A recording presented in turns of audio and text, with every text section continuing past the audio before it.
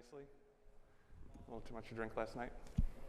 I have to assume that's why we start at 10, but that's only having come here for a couple of times. So we're here today to talk about the cable company does continuous what? We're going to go over continuous delivery and how we have done that at our organization. So I'm Joe Campbell. I've been a professional programmer for about 15 years. I provide the elevator pitch of what I do within my organization as saying, I help the developers go fast. I don't try and necessarily strap rockets to them, but what I try and do is remove impediments to what they're doing and how they're doing it so that they can go fast. I find good ways generally to accomplish great things, and I'm a pretty pragmatic dude. Hi, I'm Wally Eggert. I've been with Comcast for a little more than 2 years. I'm a tech lead, so I lead a couple of projects that are in production used by a few million people or so. And been writing code longer than I admit. I'm a coder, so I tend to be writing code, pushing deployments out, writing scripts, things of that nature. And often the code that I write today is in production tomorrow. And we're here to tell you why that's a good thing. So we work in this building in downtown Philadelphia.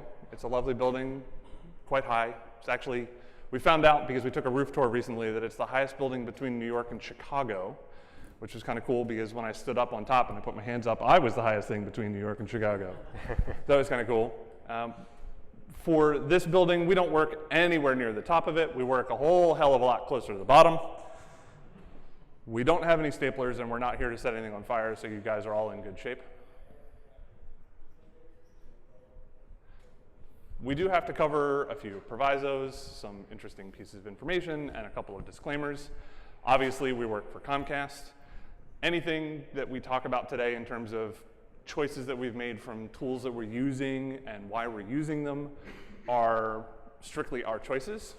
Your mileage may vary if you choose to use the same set of tools.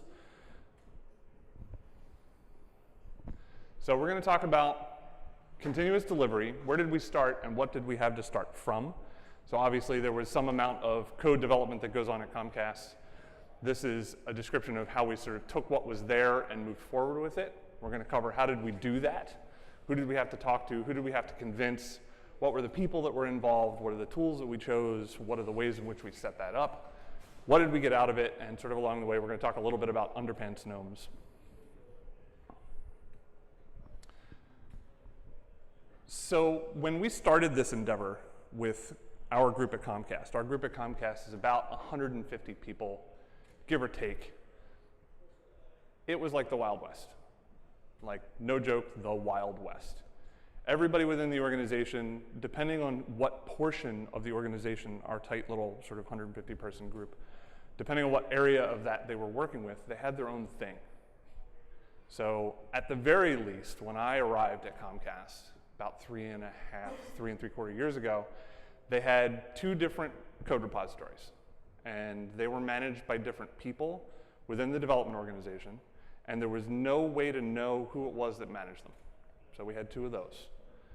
And they both operated in different ways. So we had that too. We had 2 different Maven repositories. We had 2 of everything. We kind of looked at it like anything worth doing once is worth doing God knows how many times. Because if you check out the code, you weren't guaranteed, actually, that you had the ability to do a build from that point.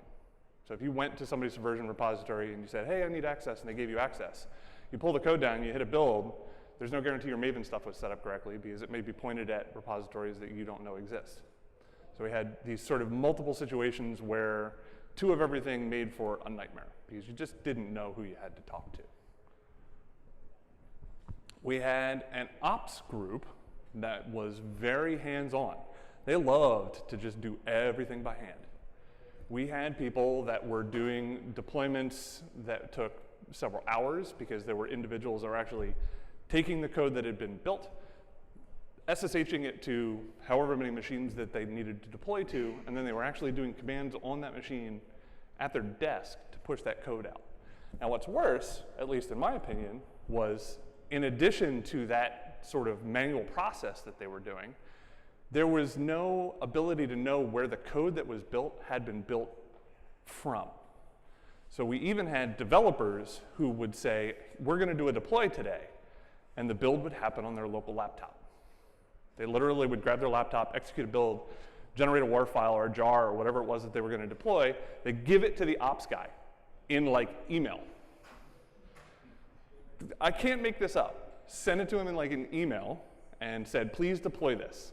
And that was the deployment process. Because then it was in the operations individual, whoever was picked that up, his or her hand to do the deployment. Hands on machine, physical contact. We sometimes, for our larger projects, had these wonderful deployment calls. Very Gantt charty sort of, hey, there's a bunch of people involved, and we want to make sure that they all sort of know what's going on. Well, these deployment calls, as you can well imagine, would last anywhere from 30 minutes on the quick side, if it was a small thing that was being deployed, to one of our major, air quotes, major websites could take upwards of 4 or 5 hours in the day if it didn't go right, because there were individual people touching those machines. So we kind of looked at it like, we've got development. People are developing. We are deploying code. So that's probably working okay. It could work better. We've got testing, so we're verifying that things are doing what they're supposed to do. Sometimes we have a staging. Depends on which thing we're deploying. There's a staging environment. And then we sort of like, oh, why do we have so many people who are putting hands on machines to do this stuff? And it takes so long, and I've got to be involved in this call. And oh my God, please, spare me what goes on next. So it kind of felt like we were scratching the surface of a huge iceberg.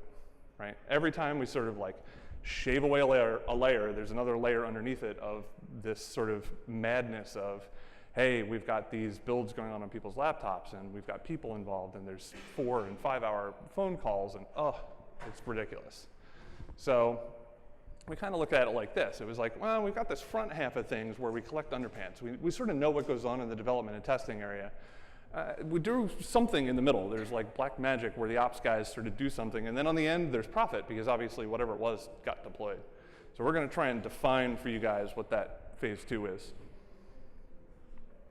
So we needed to decide how to start. I was fortunate in that I joined Comcast at the point where we decided we should stop doing everything that Joe was talking about and do something better. And so we knew we wanted to do continuous delivery. We didn't know how to get there, but we wanted to start somewhere. So first thing you have to do, pick a project. So how are we going to pick a project? Tried darts, rock, paper, scissors. Who's going to take it? I'll know who's winning and who's losing if you're trying to do this from scratch.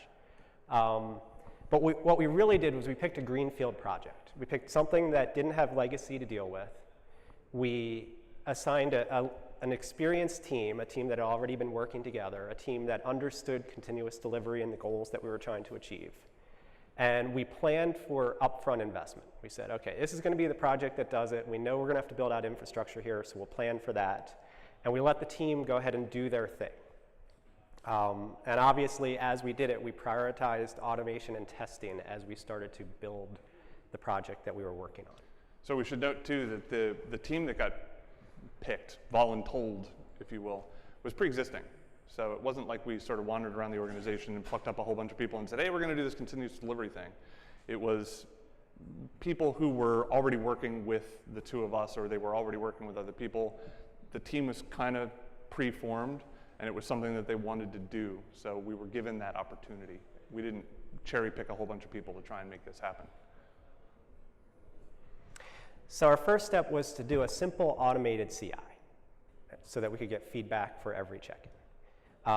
We started writing deployment scripts, really simple shell scripts to automated deployment. We set up a process where we did a CI build and an automated deployment to a single environment.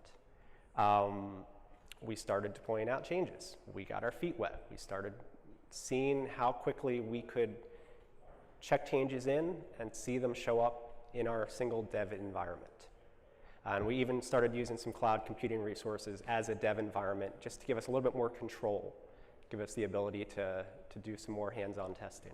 The control was actually kind of important. The dev environment being completely in our control, it was sort of the one thing that we had the ability to put our hands on, gave us the ability to sort of work through some of the issues that were associated with even just setting up CI. Like getting something to roll out to an environment at any particular point based on CI having succeeded, continuous integration having succeeded, was important for us. So was important that it was within the team. So in the group of people, rather than us having to reach out to another organization or another section of our own organization to set something up for us. And then we started defining our deployment environment. We were, I guess you could say, lucky in that we had quite a selection of environments to choose from at the time. When there isn't standardization, everyone does their own thing. Everyone thinks they know the best thing to do. We kind of picked what we saw as the best of breed out of what we had and put together what we were going to call the standard environment to deploy to. And the reason we needed a standard was because if you're going to be automating deployments, you'd like every machine to look the same. You'd like the deployment scripts to be relatively simple.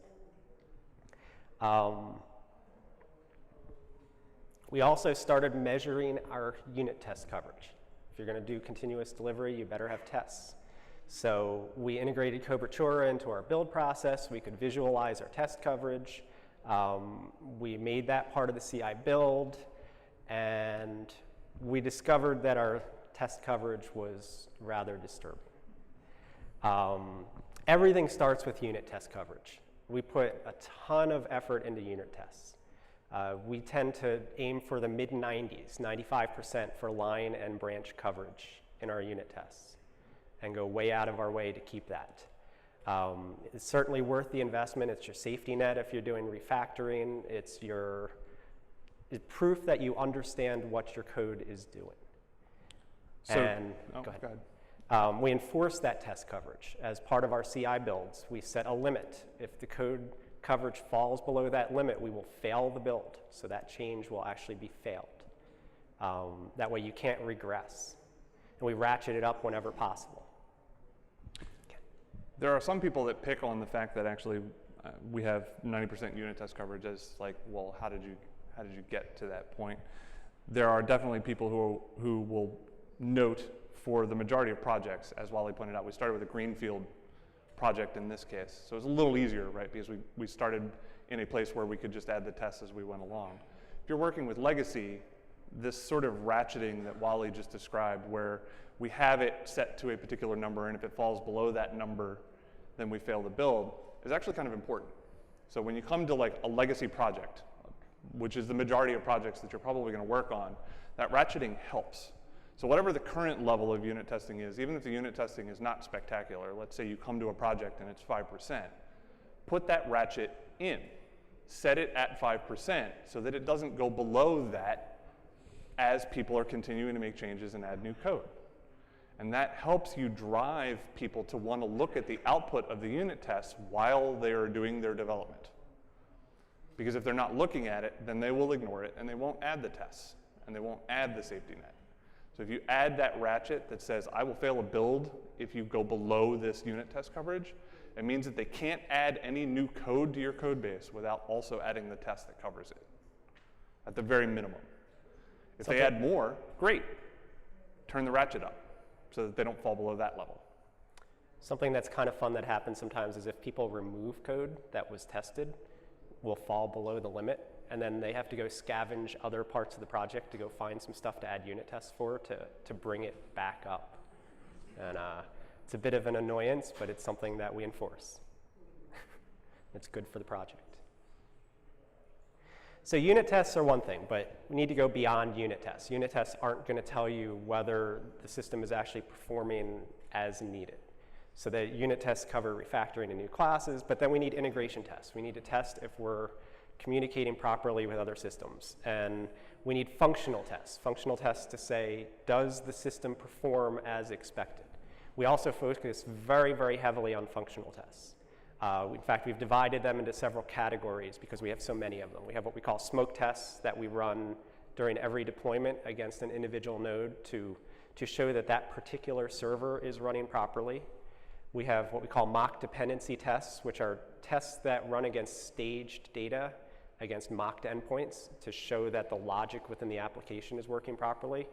And then we have what we call our basic functional tests, which are tests that are exercising the full capabilities of the system, calling out to the other systems that it interacts with.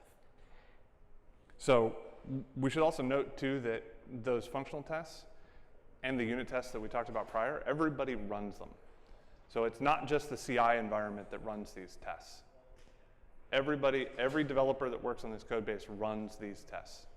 And they run them generally before they push code, although not always. I'm guilty of that. But everybody runs them, right? They can run them on their laptops. They're set up in the same way when you check out code as they exist on the CI server, so that everybody has the opportunity to execute them. So if you make a change, you run the tests. You verify that what you have done didn't break it functionally, even if you changed certain aspects and unit tests that went along with the thing that you were changing. Another interesting thing is that we include our QA team in defining these functional tests. The role of QA here is to ensure that the functional tests are covering all of the functionality that is being implemented for this story. And it's a requirement for us to have the functional tests in place for the story to be accepted. Yep. Also, we had this started, we're deploying to dev. Now it was time to start deploying to other environments, including production. You need to plant the seed in production. We tend to deploy projects, and in this case, for this project that was our seed, we deployed to production long before anyone was going to use it. We want to understand the differences deploying to environments. We want to use the same deployment script, whether we're going to dev, QA, or production. And we want to be pushing changes out as they happen, as they're ready, all the way to production, even if nobody's using production yet. That gets a lot of your long lead items out of the way, like firewall issues, getting production machines in place, learning about the problems you may have, getting your deployment out to where it's needed. This one's interesting because the conversation we've had between Wally and I belittles a little of what went on. In order to get a production deploy to happen, a lot of people were really, really nervous about the fact that, for instance, Wally could push the button and get code into production. Because I'm not in operations, I'm a development guy, so I'm writing code. And it definitely went against what most management types, I won't specify whom or what types, were feeling in relation to the various roles within the organization, right? So you can imagine sort of a very large organization like Comcast, even though we're in part of a very small portion of that organization, management had set themselves up to think about the groups that had been formed as being responsible for those individual things, right? So when we said at the beginning, or I said at the beginning, that we had ops people that were putting their hands on code to make sure that it got into production, management was stuck in that same mindset as well. So they were very tied to, I need an ops person. I need somebody who has the role of ops in order to touch a production machine to make sure that code gets out there. And when we started to do this, even though nobody was hitting it, even though we were deploying something that nobody was going to use yet in production, management got really nervous. And it required a lot of sort of hand-holding and handshaking and patting on the back, like, no, it's okay, right? In fact, it's all going to be okay. It's all going to be okay. Don't panic, sort of responses, because they got really nervous. Production was something that they thought really only needed to be touched by a small group of people. Okay, so we have our deployments automated, we have them going to dev, we have them going to QA, we even have them going to prod, nobody's really using them yet. So now we iterate. We start building out more and more of the functionality that we're adding to the project. We practice, we learn all the things that can go wrong, all the 1 in X problems, things that happen 1 in 10 times, 1 in 100 times when you're deploying. They will show up if you keep practicing over and over again. Every time something's wrong, we fix it. Anytime we feel like we missed something made it in that maybe seemed broken, we find a way to harden the automated tests so it can't happen again. And we find a way to just keep making this more and more reliable with every iteration. We start having discussions about how to stage tests, how to handle failure conditions in environments, because when you're doing this, if you're running automated tests, lo and behold, you actually start discovering problems, not only in your system, but other systems at the same time. And so now you start exercising your code to handle those failure cases. It starts making the project a lot more solid.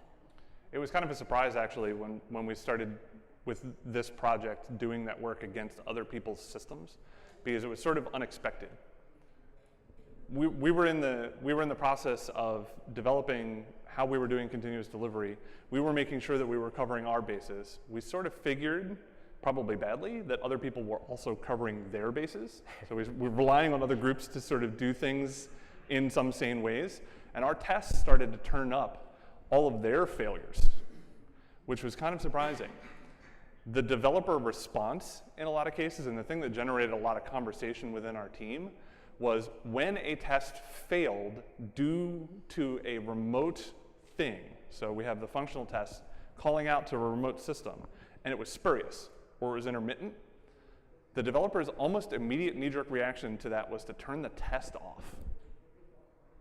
Start ignoring it because it's spurious, it happens sometimes, and it gets in the way of the pipeline.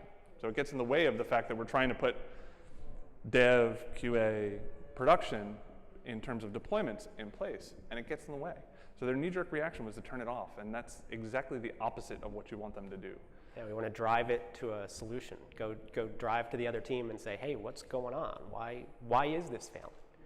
It serves as a great communication starter.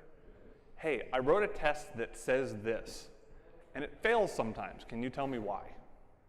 And then they have the opportunity to go talk amongst their team as to whether or not that is a bug and something that needs resolution, or we can just expect it. And if we can just expect it, then sometimes we do turn it off, but because it gets in the way.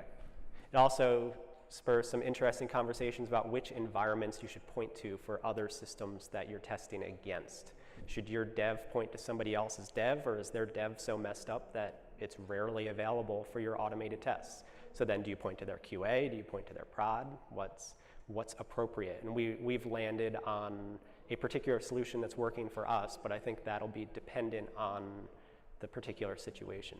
Yeah, so to fill that in, for the most part, our tests and the things that we deploy point to the production endpoints of our dependencies, just as a verification mechanism. But the particular project we're working on is large enough where we're sort of at a point that doesn't work anymore, because the types of systems that we are integrating against can change in a way that breaks us where we don't expect it. And we sort of have to move that back one step and start doing integrations against their next deployed thing, the thing that's going to go into their environment next. So we can verify that the contract that says they will be backwards compatible gets upheld. Otherwise, it shows up in production and we break real users. So we iterated, we made things better. At this point, we've got a pretty good pipeline going. We're starting to bring some more projects into our continuous delivery pipeline. We're still a single team, starting to bring some more teams on board. But what we're discovering is that our pipeline is still a bit leaky. We're still seeing some bad builds get out to production. We're seeing things get in there that we don't like.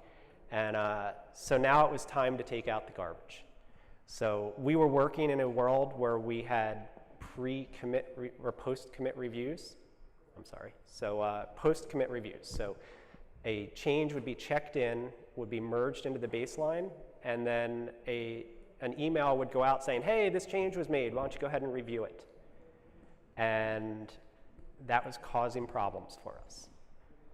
So we, as a team, started having a debate about whether we should have pre or post commit reviews. It was a friendly debate. It started out friendly at least. It turns out that developers have relatively strong feelings on how they do their job and how their code gets reviewed, so it maybe became a little more than a debate. We had really a 50-50 split on the team just about of pre or post commits, which were better. The arguments for post were that the pre-commit reviews were too complicated, they would take time, they would slow us down.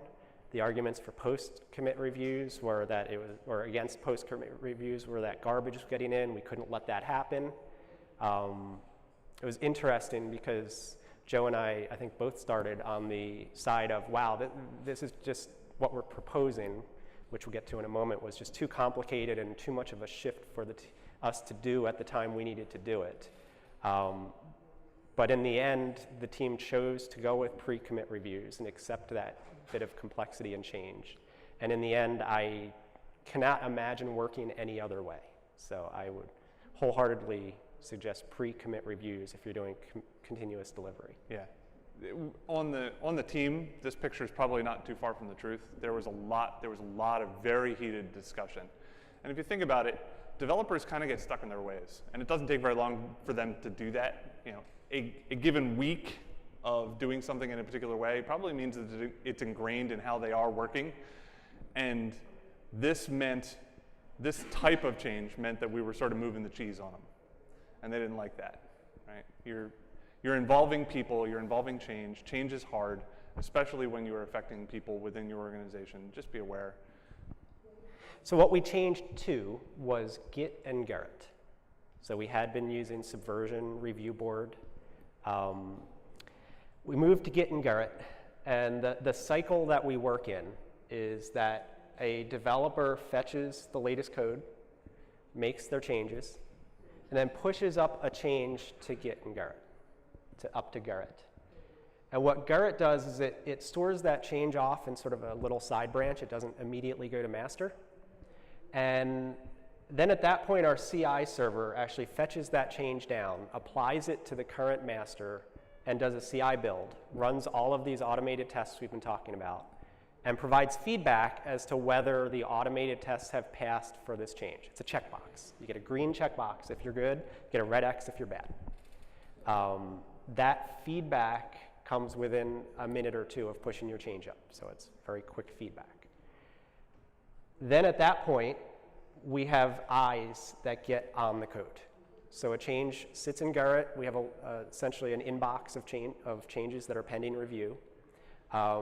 We require a +2 from somebody else on the team to submit that change into master, so it cannot be merged until somebody else says, this is good, I give it a +2, and I essentially vouch for this change. So now we have at least 2 sets of eyes. We have the person who wrote the code and the person who has reviewed the code who are saying this is good.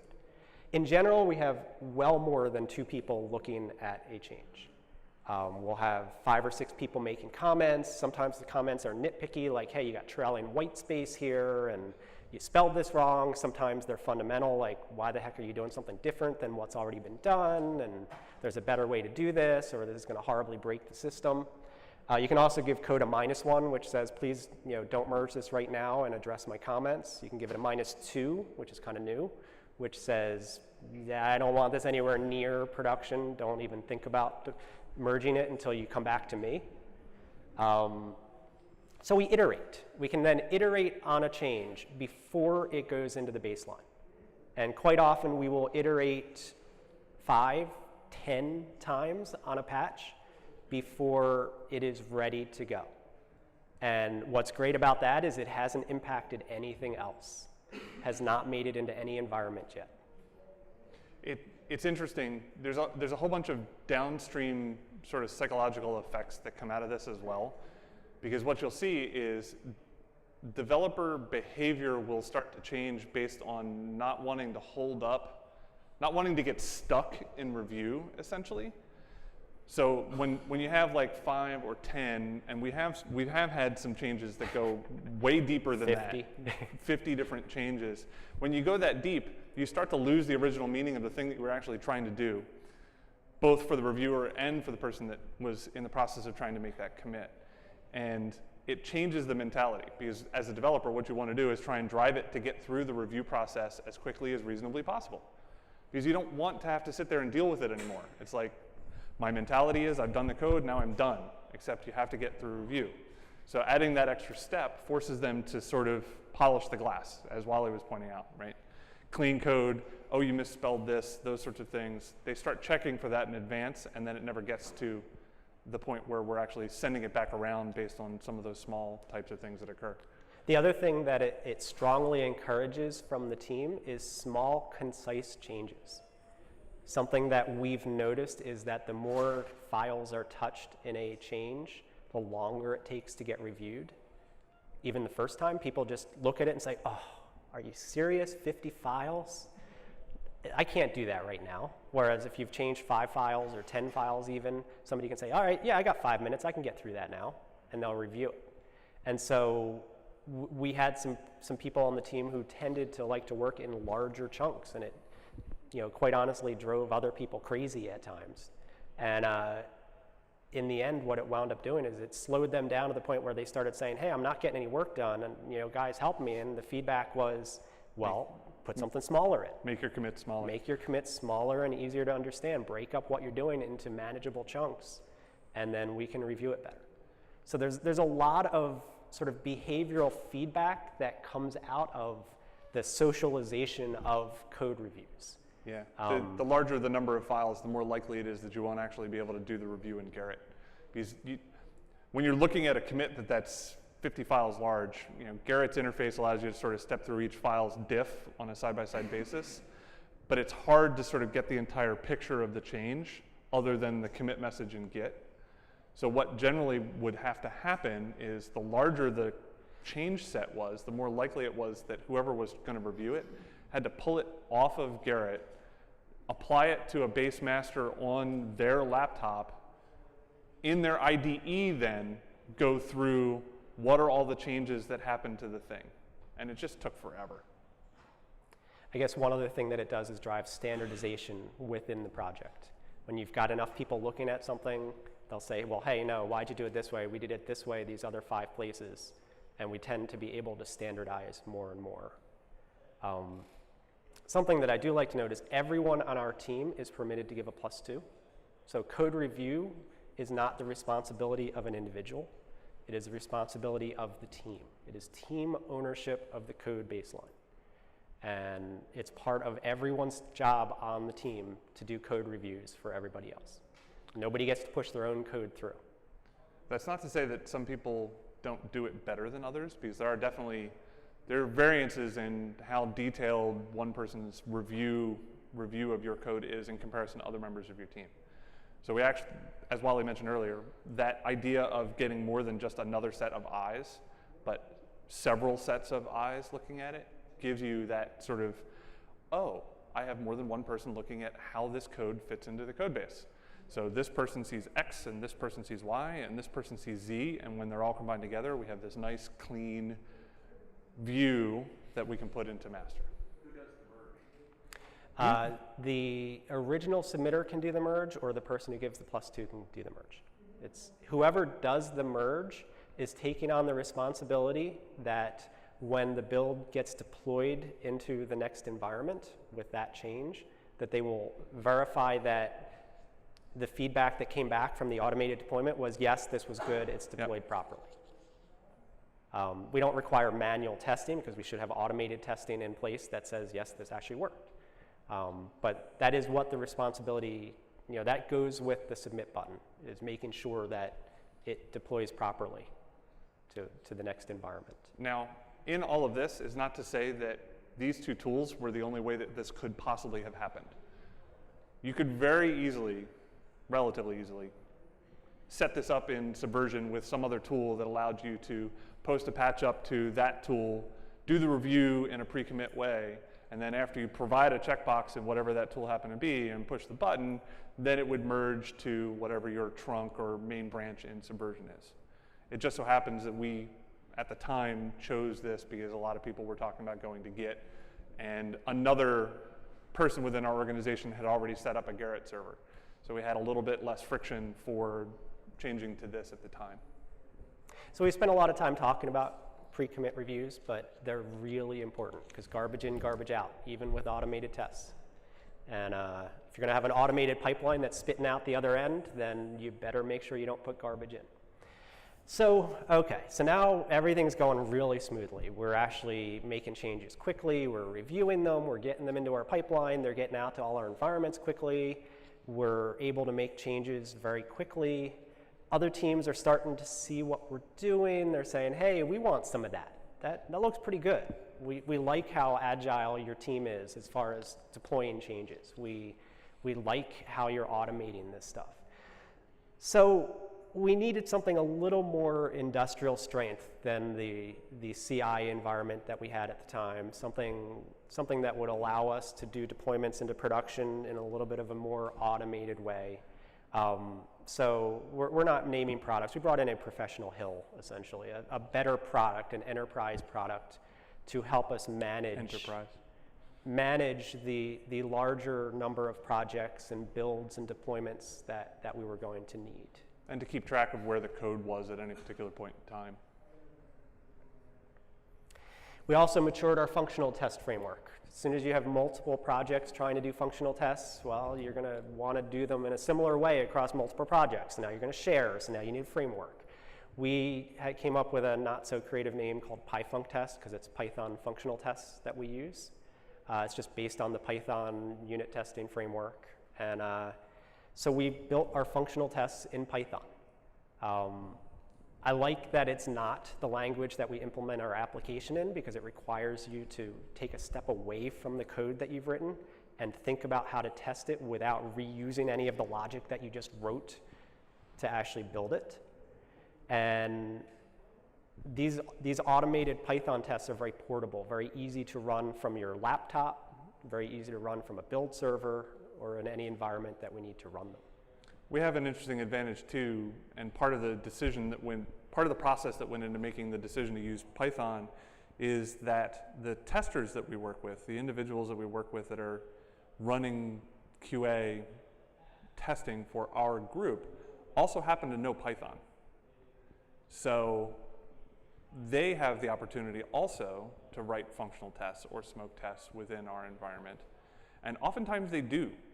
As an after effect, interestingly enough, sometimes we have the discussion in advance. The tests for the functionality exist prior to the code ever being written.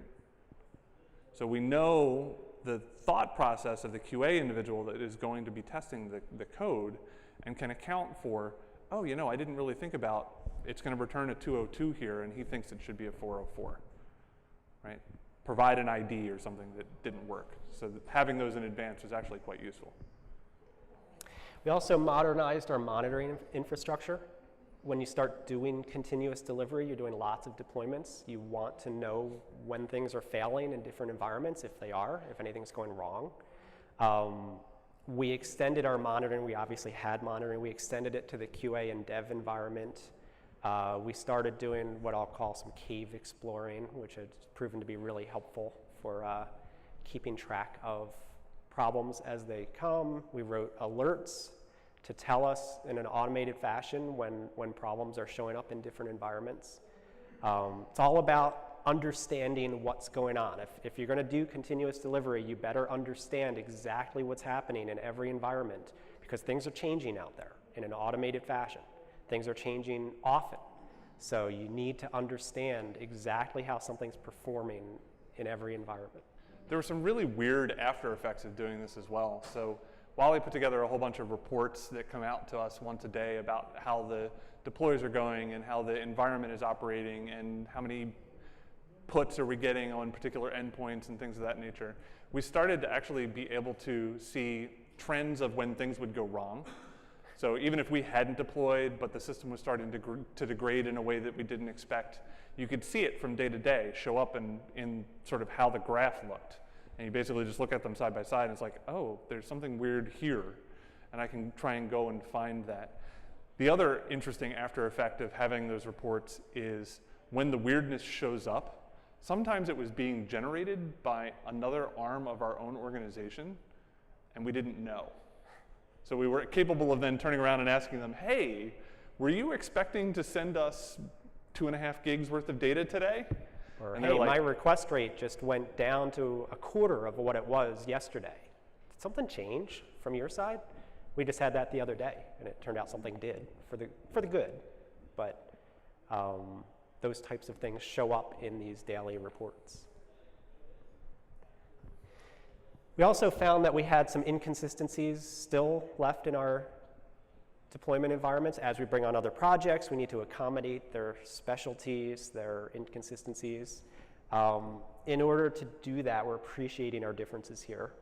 We built another tool called libdeploy. We're not terribly creative in our names.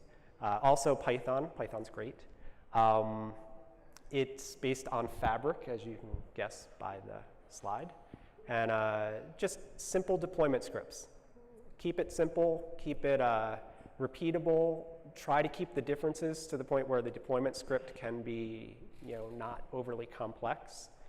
but yet accommodate differences where necessary.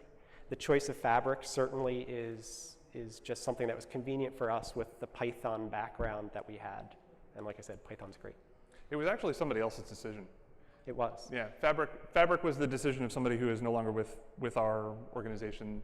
He was trying to sort of drum up the desire to want to do this, and was picking Fabric because it had a purported feature that actually turned out to not exist when we actually tried to use it, of allowing us to have a box that represented where the code was stored and jump from that box to a box that existed on the edge of an environment, and then from that box jump to the thing that was actually being deployed. So there were like multiple SSH hops to get to the actual target deploy, which when we were looking at this was actually supposed to be a feature of Fabric and turned out not to exist at all.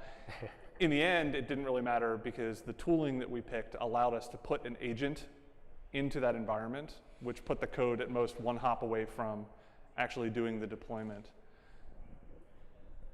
Not to say that it's not useful. So what are we looking at? You need to evangelize what it is that you're doing. One of the presentations earlier yesterday was basically like, for any standard to succeed, right? You need to put it out there, you need to make it available, you need to tell people that it's there, you need to allow them to make their own incremental changes to that thing. All of those same sorts of things are definitely true here, because you're changing people's mentality about how you do something. You're providing them some tooling. If you build it, it does not necessarily follow that they will come. So you have to spend some time evangelizing what it is that you've done and saying, hey, look, over here, I've created this bright, shiny spot, and it's awesome, and here's why it's awesome. You need to spend time brown bagging with the people within your organization, right? If you set it up, and you're responsible, air quotes, responsible for having set it up, go ahead, get a whole bunch of people in a room and say, here's how this works, and have them feed back to you, here's why it doesn't work for me. So then you have an opportunity to go ahead and make changes to what you've done to accommodate what they need. Shop it around, handshake with the management.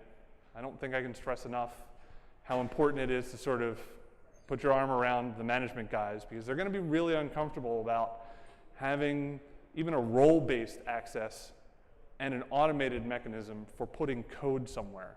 There's so many people that have gotten used to, oh, well, I have to sit down at a keyboard and deploy code, and it's just not true anymore. Make it generative, right? Basically what you're trying to do is allow people to do the things that they need to do with a small set of things that you build, right? It provides them the ability to deploy their code. It's flexible in the way that they need, and then they won't feel the need to subvert you. They won't feel the need to go around the system to go and do something else. They will use your system because there's no reason to do otherwise. It gives me what I need. A cool part of this was that once some other teams started seeing what we were doing, like I said before, they wanted some. They started seeing that this was working, and they started seeing that, wow, we weren't spending all day in deployment meetings, and the fact that, you know, we almost never go to triage. We almost never have a production problem. We at Comcast have a somewhat, you know, scary sounding board called the Change Control Board. Somewhat ominous, you know, which is responsible for coordinating changes across projects and making sure that a deployment here isn't going to affect another project, you know, deployment that's happening there, or that everyone's ready. We got what we call the first pre-approval from the CCB, because we were deploying so often. We deploy 3 times a week in general, sometimes a little bit more. We'd actually deploy more than that if we did not have some other notification processes and overhead that goes along with deploying to production. But what we found was we were deploying so often, the CCP got tired of hearing from us. And once we had done it enough times, they didn't want to hear about it other than just a quick email, because there was never any issue. There was never any reason for us to have to go to the CCB. Well, and even when there were issues, and I think this is a dynamic of the thing that we're building, even when there were issues, they were not customer impacting. both because of how we were deploying, meaning we're kind of doing one machine at a time. Granted, in our environment, we don't have hundreds of machines we need to deploy to yet. It's in the order of 10s to 20s. But because of the mechanisms that are built here, we're not impacting any customers when we do a deploy. When the button gets pushed, if there's a problem, it stops immediately. And at most, one of 2 servers, if we have a small setup like that, is out of the load balancer and not affecting any customers because it's in an inconsistent state now because we don't know what happened with the deploy. And when that happens, it's real easy to basically just push the button and deploy the code that was last there. So there's a span of maybe 5-10 minutes where it's in an inconsistent state, but then we can go back to the previous code and right back to where we started while we go find out, triage why it didn't go the way that we expected it was going to go. So for me personally, getting away from the CCB made my life a whole lot better. It was great. Me too. So what did we get? Where did we end up when we were all said and done with this? For some of the projects that we were working with, we had deploys, code builds that were on the order of 30 minutes, give or take. The real awesome case that sort of turns into on the tail end of this for some of our projects is that it takes approximately 5 minutes to make any change show up in prod. And by any change, I mean Wally commits code, I step up and review it, it gets merged, we deploy it to dev automatically, then it goes to QA, and then somebody pushes the button and it goes in prod. 5 minutes, start to finish. The number of builds that we execute went drastically higher. In some cases, more than what we're showing here. We were doing about 20 builds a week, give or take, sort of in a CI manner. We went to about 20 builds a day because people are looking at the code, they're investigating, merging things in sort of a semi-constant fashion. So we went from just building and CIing master to all the verification builds. So the number of builds definitely increased. We have almost no humans involved in the process. We still have to push a button. And that's mostly a management safety thing. They feel more comfortable with the idea that somebody has to log into a thing and actually smack a button that they're permitted to do so. I tend to push the button. I've pushed the button in the lobby of a conference. I've pushed the button on the train. Whenever we need to do a deployment, we can push the button. I'm fond of since it's automated. I'm fond of the fact that Wally actually does deploys from the train because he does them on his iPad from VPN. Yeah, I'm using Bluetooth to my iPad over VPN to our deployment utility, pushing the button. And people are always wondering, how am I doing that? It hasn't happened yet, but I'm pretty sure we're going to get to the point where somebody could deploy from like the beach on a vacation. Oh, you need to deploy today. Hey, look, the change is there. Oh, done. Don't even have to worry about it. Thousands of test cases run, and they run very, very fast. At the time that we wrote this presentation, which was in just before April, we were on the order of 1,500, give or take, tests that included both the unit and the functional tests that were running at any given point in time. We had a very interesting conversation about sort of collecting how many tests we were running because somebody in our QA group asked us how many we were running. So it was, for every build that got executed, it was on the order of 1,500. While we were having the conversation, he and I sitting at a table, the developer on the other side of his chair took note of the conversation we were having, and he said, yeah, well, because they run very, very fast and because they're my safety net, I ran them 5 times in the last 10 minutes while you were discussing it. So he did that from his laptop. So the very interesting thing was to put together the graph of our project versus other projects. And I think we threw the axis so far off on that graph that it was no longer meaningful. Yeah, it was ridiculous. It was ridiculous. I think at the time when we did that measurement, we were at 80,000 tests run just from the server side. So just in the CI and sort of automation that we had run, it was about 80,000 test executions that had occurred. And now in that same code base, we're upwards of almost 4,000 unit tests. It was 3,882 the other day. And I don't know how many functional tests. So add that up. They only take about 1.5 minutes, 2 minutes to run them all, and they're being executed all the time by both the server and the developers. And in the end, we profit, right? Because we have a system that is tested, that allows us to repeatably deploy code over and over and over again. There's a wide safety net. People are relatively happy. Their fear has been relatively taken away. And in fact, Because we deploy every day, our fear gets smaller with the number of change sets that we have in there if we do it more often. Yeah, I get worried if I haven't deployed for 3 or 4 days because too many changes are getting in all at once. And I would much rather have a deployment that has a day's worth of changes so that if something doesn't go quite right, I have a very small surface area to analyze to figure out what's going on. So it's the opposite of what you might expect. I want to deploy every day. It's better. I want to deploy twice a day, 3 times a day. Just not there yet. So what did we learn? You have to start somewhere. Don't let the size of the thing paralyze you, because some people will take very large projects and try and do this. Some will take very small projects and have the exact same problems. If you end up in analysis paralysis, it's not going to get you anywhere. Test, test, test. It has to be highly automated or people will not run it. They have to be fast or people will not run them. Their feedback cycle has to be quick. It has to be quick, because developers will just start ignoring them if they're not. And they won't run them if they don't run fast. They have to be something that everybody can run. Pull it out on your desktop, anybody can run them. QA, developers, doesn't really matter. Keep in mind that there are people involved, which means that there's going to be personalities, there's going to be agendas, there's going to be, well, I didn't want to do that thing, sort of things.